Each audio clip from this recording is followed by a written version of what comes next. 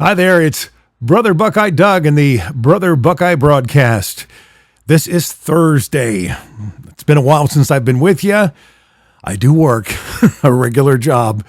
I don't get paid for this. This is just for fun. It's a fan's point of view of the Ohio State program, along with college football in general. Hey, want to start off the show. We're going to talk about Coach Day's press conference a couple of days ago. Let you know what he said in case you missed it. But we always want to start off the program with good news. Michigan has lost a 4-star defensive end. I think they lost them to Miami. And they've lost 2 more, or they're losing 2 more. And Sam Webb has chimed in. Jared Smith and Jacob Smith, who are brothers, 4-star players, defensive linemen, and edge rushers, pretty good players. They're going to Kentucky, apparently, at least according to what Sam Webb says. Sam is usually wrong, but when he admits a couple of players are slipping away, usually he's right. So that would be 3 decommitments. The Michigan program is number 6. They've lost, so if they lose a couple of more, they'll drop to 7 or 8 in the country. And you know, I admit I get a lot out of their 3-star players. So until Ohio State starts beating Michigan again, I don't gloat that much about stuff like this. But you don't want to lose 3 4-star recruits at this point in the recruiting cycle, because most of it is done. Once the games start in a couple of weeks here, you'll only add, maybe 2 or 3 recruits during the fall. It just kind of happens that way, and then you might bring in 1 or 2 in December and maybe 1 in the first week in February. But Michigan was already at 28, so they'll be down to 25. Anyway, I'm sure the Wolverines will think of that as just more room for other great potential future 3-star players. And now we move on to Buckeye stuff. All right, the press conference with Day the other day was long. He spoke for about 45 minutes. Had a lot to say, but the questions were very similar, so he kept kind of answering them in the same way. And so what I do is I just take notes, and I really don't take time to take all the quarterback notes and put them together. So as I go through here, I'm kind of going with his answers based upon the questions. And again, most of the questions were about the quarterbacks. So here we go. By the way, I do work at Mattress Firm at Easton and the Diamond Plaza at Stelzer and Morse, and our Labor Day sales are underway. Yep, the best sales of the year. And you can get king size beds at queen size prices, queens for twin size prices on selected mattresses. And there are some deep savings on the Beauty Rest Blacks, which are my favorite Beauty Rest mattresses, $400 off. And there's just all kinds of specials going on now. So again, if you're in the market for a mattress for you, a second bedroom, a cottage at Buckeye Lake, whatever the case may be, come see us at Mattress Firm, Diamond Plaza and Easton. I go back and forth between those 2 stores. I'm off Thursdays and Fridays, but I'm there Saturday through Wednesday. All right, so here we go. Coach Day says there's no sizable gap between McCord and Brown at QB, which is why he has yet to announce the starter. He said that Taiwan Malone, the transfer from Ole Miss, is flashing and could be a significant contributor if he remains focused on football. Of course, he was also a basketball and baseball player, but he seems to be focused on football, and the future is very, very bright for Taiwan. Jimmy Simmons hasn't necessarily won the left tackle spot, but it's trending that way. And the same for Fryer at right tackle, adding that Tegra is number 2 at left tackle and Montgomery is number 2 at right tackle presently. I think that's the way it's going to stay unless there are injuries. Day also says the team appears to be determined and is focused on reaching the goals for 2023, which are the same every year. I'm going to put my I'm going to put my windscreen back up. I like the way I sound like this. You get a little bit more ballsiness, but you also pop the P's. So I'm going to put my windscreen back up so my P's don't pop. There we go.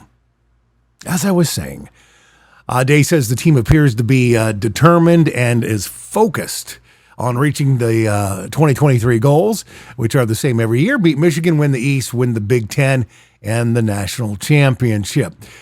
Other players that are flashing so far in August are Cody Simon and Evan Pryor. That was based on the Saturday scrimmage. He liked them very, very much. He also mentioned that Chip Trainum and Cody Simon and a couple of dozen players graded out champions for the Saturday scrimmage. During the scrimmage, there were good and not so good plays by the QBs. Consistency will be the separator, and you will hear me mention consistency many more times during this broadcast because Day keeps mentioning it as well. QBs have to make the routine plays routinely while taking care of the football. A lot of this is coach speech. Day is pretty good at that stuff. Ryan says he's excited about the running game, adding that Henderson has had a great offseason. He was just effusive in his praise of Travion Henderson for sure. Loves what he sees from the running back room in general.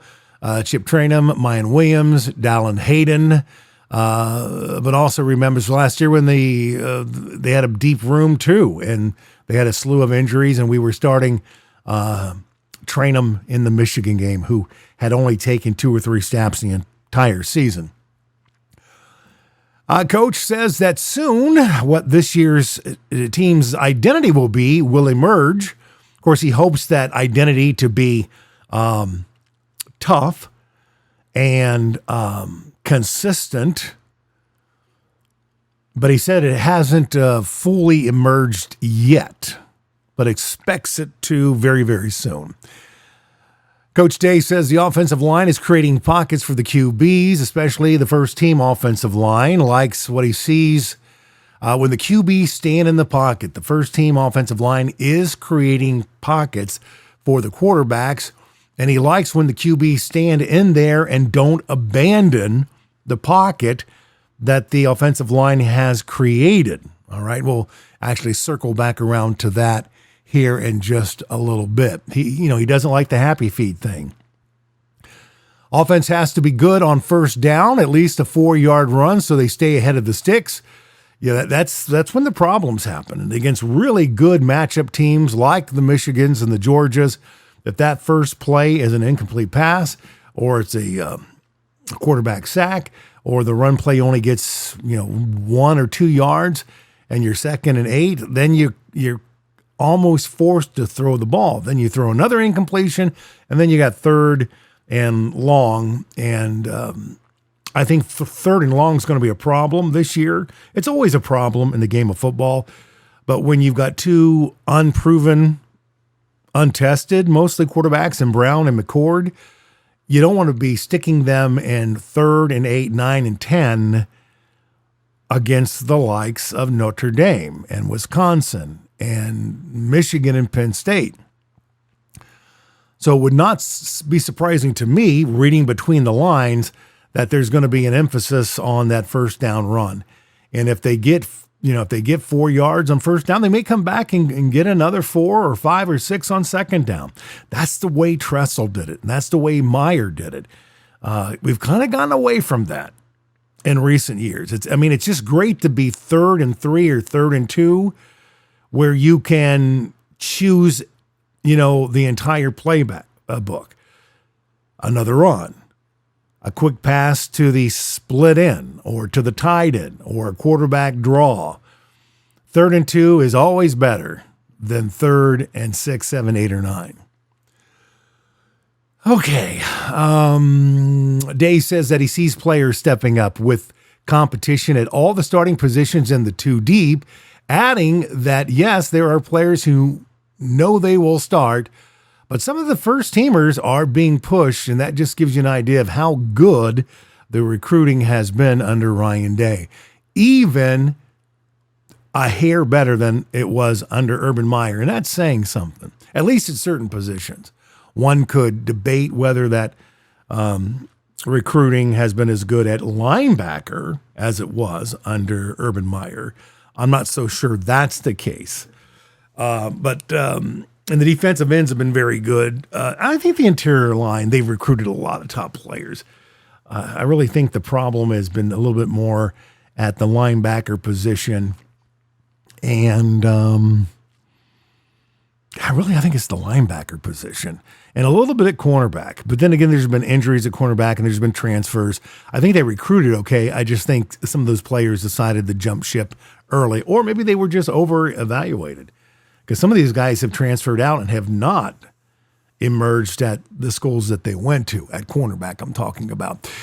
Day emphasizes there's just got to be work on the fundamentals.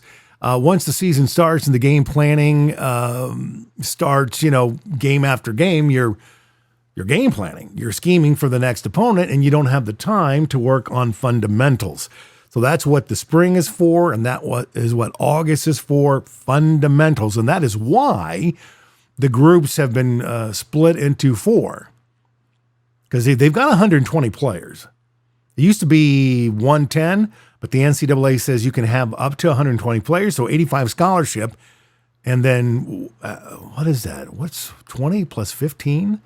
35 walk-on players. That means you can literally have ones and ones, twos and twos, threes and threes, and fours and fours. That's where you work on the fundamentals, and you get all those youngsters an opportunity to be doing something instead of going while watching the upperclassmen do their thing.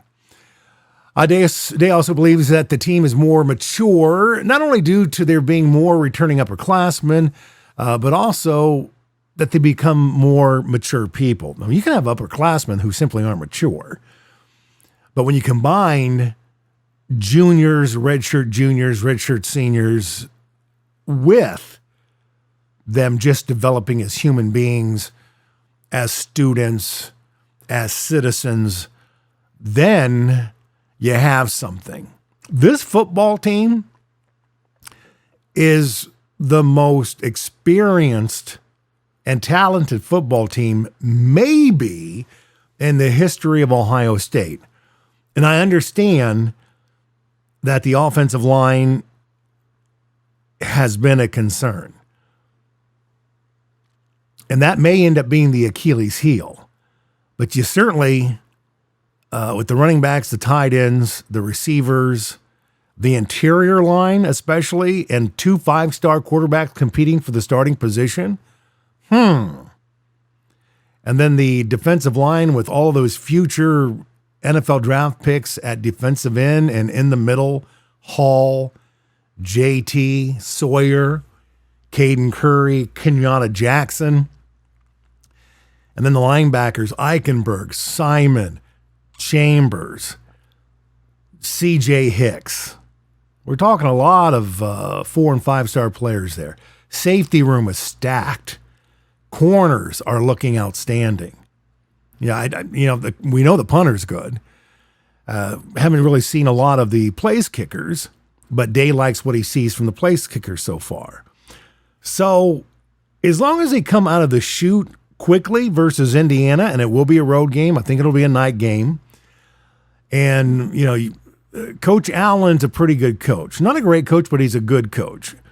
And Bloomington's going to be, there's not going to be an empty seat in the house. And, whatever they're doing over there, they've got a lot of transfers. They don't have Michael Penix at QB. Washington does. I really think a lot of Indiana's problems have been Michael Penix not being there. Michael Penix was as good as any quarterback in the country at Washington last year, and that's going to be the truth this year. Michael Penix is what got Indiana nearly to the Big Ten championship game in 2020. If they would have had him last year, they would have at least gone 500. So I don't think Indiana is as bad as people think. They get some decent, solid players. Can they coach them up? We're going to find out in just a couple of weeks. But I digress. Where was I? I'm starting to sound like Tim May, going off on all these side roads, getting into the weeds. All right, we talked about maturity. Oh, yes. Day sees leadership emerging with the players who were underclassmen, who are now 3-year folks, 4-year folks, 5-year folks. He mentioned Ibuka as one of those leaders, and Travion Henderson as well. Again, he gives effusive praise to Henderson. Added again that he is not concerned with the offensive line and that there are 3 or more who can be top reserves and spot starters. Now, I'm kind of adding my own verbiage in there, but when I hear somebody say one thing, I use my own words because I like my own words more.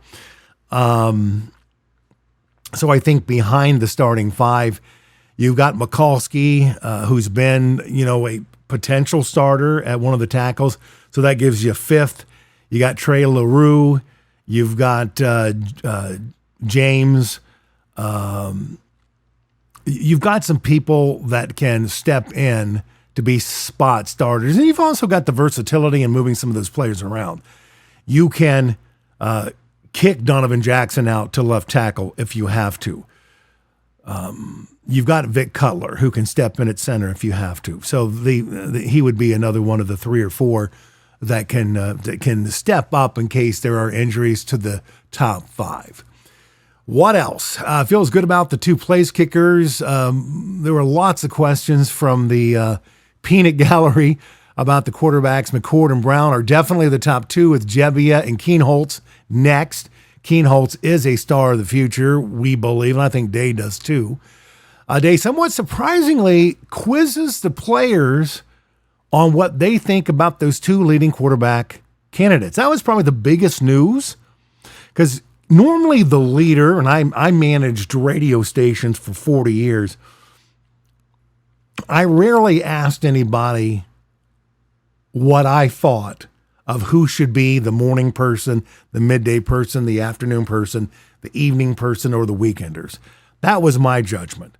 I knew what I wanted to hear from the air personalities, how good their voice were, how good they were with content, and so on and so forth, hitting the post and the songs. And what I felt the starting lineup should be is what the starting lineup was. I never asked somebody else, well, I've got so-and-so in afternoons. Do you think somebody else should be doing the afternoon drive? If I didn't know that, then I shouldn't have been in the position. So it was somewhat surprising for me to hear Ryan Day saying that he's asking the players what they think about the 2 quarterbacks. I could see, hey, Marvin Harrison, when you're out there running routes, who do you feel most confident is going to get the ball in your hands? Well, you think he would say McCord, because McCord was his high school quarterback. But if he said, Brown leads me better, hits my hands more accurately, then I could see where Day would go, if the number 1 player in the country is actually leaning toward Brown instead of McCord, I could see where Day would say, okay. So Day might be just quizzing the players to see if they reflect what he already thinks. But to admit that during a press conference, I thought was kind of weird, a little bit. Obviously, he's getting input from the Brian Hartline, the running back coach, the offensive line coach. But again, Ryan Day knows quarterbacks. For him to be asking, help me decide who should be the starter, just seemed odd. But I don't want to make too much of it. As far as the scrimmage on Saturday, Day said that Cody Simon and Chip Trainum won the champions honors along with a couple dozen more. He didn't want to get into naming them all because he would forget some, but he did single out Cody Simon and Chip Trainum. Day praised Arvell Reese, the Glenville freshman linebacker who's been moved to defensive end. Says he's very athletic and has a high motor. Again, I'm adding in the word high motor. He basically says this guy brings the wood, and he is going to be a disruptor and probably will play more than we thought he would, which is interesting because there's a guy on YouTube. His name is Sharp Sports, and he did a segment saying, here are the 5 freshmen you should watch. He picked out 5 freshmen in the Ohio State freshman class that he was the highest on. And I was surprised he picked Arvell Reese as one of those 5, because Arvell wasn't anywhere close to being one of the top 5 recruits. You know, ratings-wise, he was probably outside the top 15. But he thought he was one of the 5 best. Apparently, so does Ryan Day. So kudos to Sharp on that one. Day mentioned that Mitchell Melton looks good at defensive end in the jack position, also giving praise to Curry, Kenyatta Jackson, and C.J. Hicks as well. When questioned by the beat reporter who was criticizing Day for breaking the units into 4 groups, Day countered with reps, reps, reps. It's all about the reps in August. It's all about the fundamentals, basically shoving that back into the face of that guy. I'll let you try to figure out who that was. It's one of the reporters who's actually on a one-to-one friendship basis with Ryan Day. He's actually interviewed Ryan Day in separate situations before. So I think this particular beat reporter feels he can ask questions like that and be a little more critical than the rest of us would be. But Ryan just sent it, just volleyed it back saying, August is for reps for everybody, and this is the way to do it. Plus, he added, they are getting a lot of good on good, so don't worry about it. Austin. More questions about the quarterbacks and pocket presence.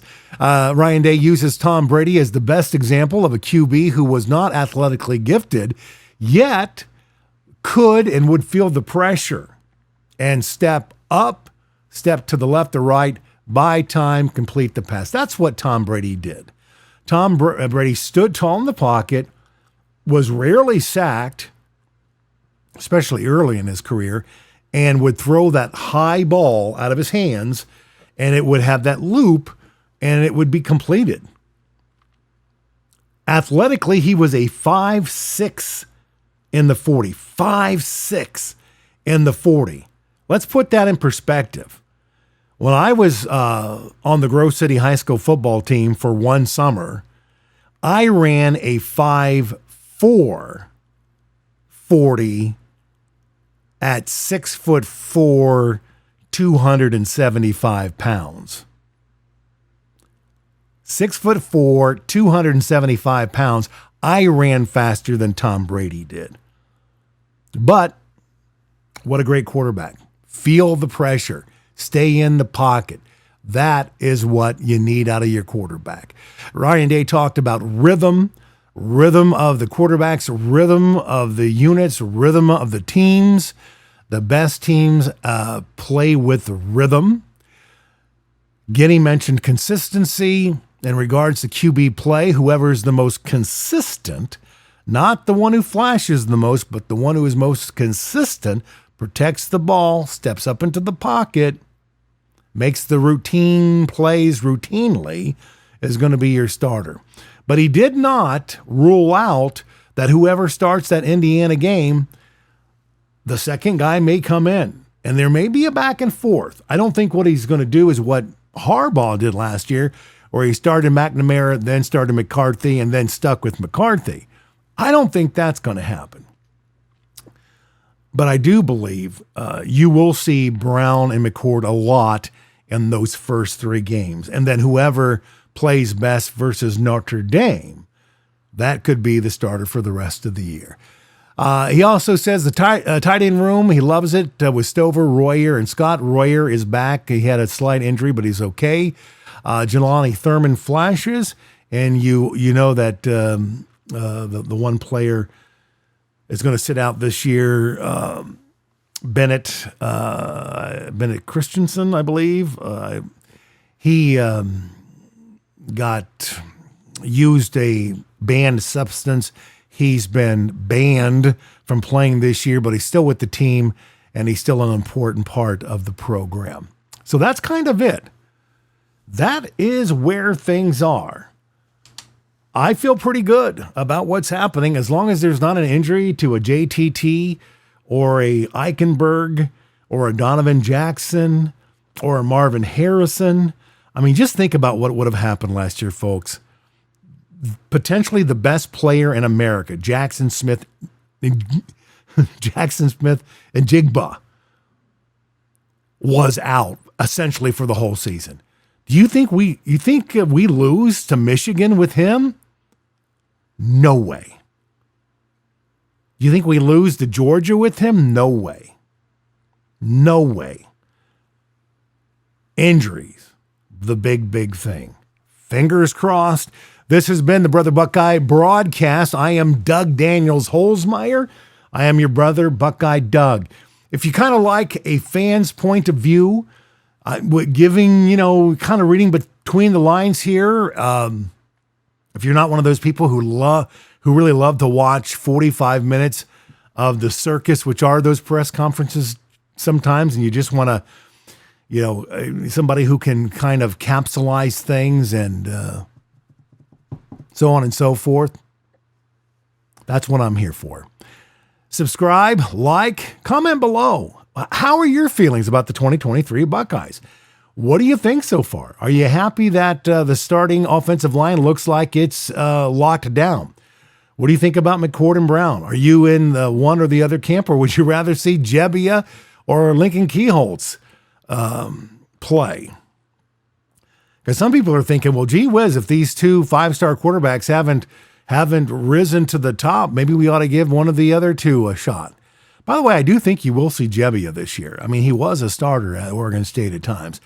And it wouldn't surprise me, at least in 4 games, that you might see Keenholtz in there just to, get his sea legs a little bit. Because what's going to happen, you know it and I know it, that whoever doesn't win that job, and if, let's say, Brown is the number 2 guy and he remains number 2 the entire season, I could see him then deciding, well, I need to go someplace else, especially if McCord decides to come back next year. And then you've got to have somebody come in. Jebbia is going to be gone.